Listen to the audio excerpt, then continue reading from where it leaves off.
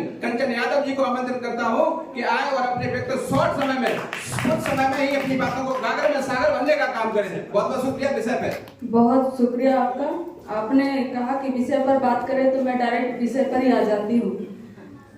विषय है आज का महिला आरक्षण बिल और कास्ट सेंसस। आपने अभी देखा कि बहुत गाजे बाजे के साथ, ढोल नगाड़े के साथ महिला आरक्षण बिल आया। पहली बार नहीं आया था वो महिला आरक्षण बिल।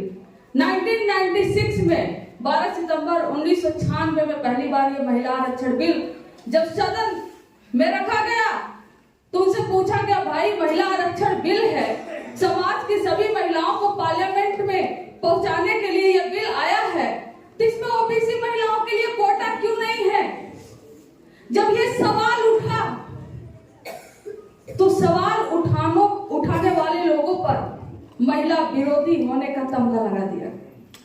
आज जैसे हम देख रहे हैं कि एक राममय माहौल बनाने की जो कोशिश की जा रही है, उसमें आप बोल दोगे कि मंदिर क्यों बन रहा है या ऐसा क्यों हो रहा है, धर्म को राजनीति में क्यों मिलाया जा रहा है, तो आपको कह देंगे कि अरे ये तो राम विरोधी है, ये तो धर्म विरोधी है, ये तो आस्था विरोधी है। वैसा ही एक समय था जब महिला आरक्षण बिल में पूछा गया कि ओबीसी महिलाओं के लिए भाई अलग से कोटा क्यों नहीं, ओबीसी महिलाएं संसद में कैसे पहुंचेंगी, तो उनके ऊपर सीधे लगा दिया गया ये तो महिला आरक्षण बिल के ही विरोधी है। और सिर्फ ओबीसी महिलाओं को आरक्षण न मिले, इसके चलते 27 साल से वह बिल पेंडिंग में था और रिसेंटली यह बिल पास किया गया। हर बार के जुमले की तरह यह भी एक जुमला निकला कि बिल तो पास हो गया, लेकिन ये कब लागू होगा, कागजों से धरातल पर कब आएगा, किसी को नहीं मालूम। उसी तरह जैसे आज के समय में कोई मंत्री बोल देते हैं हम तो 5 ट्रिलियन की इकोनॉमी बनने जा रहे हैं, कोई कहेगा हम 10 ट्रिलियन की बन जाएंगे, कोई कहेगा हम 30 ट्रिलियन की बना देंगे, कोई कहेगा हम 40 की। मतलब इतने ट्रिलियन कि कितने भी ट्रिलियन बोलते हैं सबको एक बराबर ही लगेगा। इनका आज का कोई प्रोजेक्ट नहीं होता, कल का कोई प्रोजेक्ट नहीं होता, साल भर में क्या करेंगे कोई प्रोजेक्ट नहीं होता।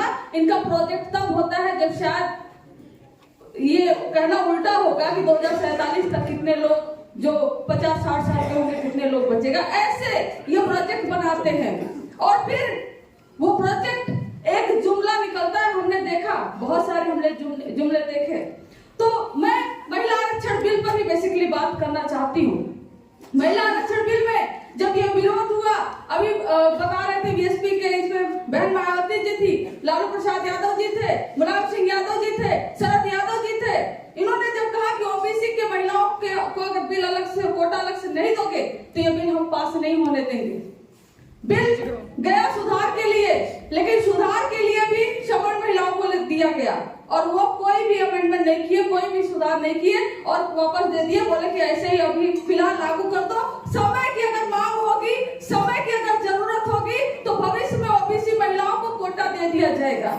ये उसी तरीके से था जैसे देश आजाद हुआ, ओबीसी को अलग से रिजर्वेशन नहीं दिया गया, उसके लिए 1990 का इंतजार किया गया और हमने देखा कि उसी आरक्षण देने की वजह से मंडल के काट में इन्होंने कमंडल का रथ निकाला और कमंडल की आड़ तक आते आते आज ये राम मंदिर तक पहुंच गए हैं। और ये सब सिर्फ इसलिए है क्योंकि ये ओबीसी के आरक्षण के विरोधी हैं। अगर नहीं होते तो क्या फर्क पड़ता था, ओबीसी आरक्षण ला ही रहे थे, महिला आरक्षण बिल ओबीसी को भी दे देते, ओबीसी महिलाओं को भी दे देते। 3743 जातियां हैं और बिहार के कास्ट सेंसस डेटा के अनुसार हम देखें तो 63-64% ओबीसी आबादी है, उसकी आधा हम देखें तो 32%। मतलब 32% आबादी को आप पार्लियामेंट से बाहर रखकर कौन सा कानून चलाना चाहते हो, कौन सा लोकतंत्र चलाना चाहते हो, आप बताइए। आज भी पिछड़े समाज की महिला ऐसा नहीं कर रहे कि हमारे पुरुष हमें नहीं पढ़ने दे रहे हैं, नहीं। आज जो इनकम है, जो सोशल इकोनॉमिक और पॉलिटिकल कंडीशन है, आज भी पिछड़े समाज की इतना बुरा है कि पिछड़े समाज की महिलाएं पढ़ नहीं पा रही हैं। और एक विधानसभा या लोकसभा में जब चुनाव होगा, एक पिछड़े समाज की महिला जिसके पास न कोई इनकम का सोर्स है, न वो एजुकेटेड है, न उसके पास किसी भी तरह का सुविधा है, वो जब एक वैसे महिला के सामने खड़ी होगी जिसके पास फुल फंड है, मीडिया में बोलती है, पैसे हैं, नेटवर्क है, पॉलिटिकल पार्टियों का सपोर्ट है, तो कौन जीतेगा उसमें? और जब पहले से हमें मालूम होगा कि हमारी वो पिछड़े समाज की महिला हार जाएगी, तो ये कैसी प्रतियोगिता हुई?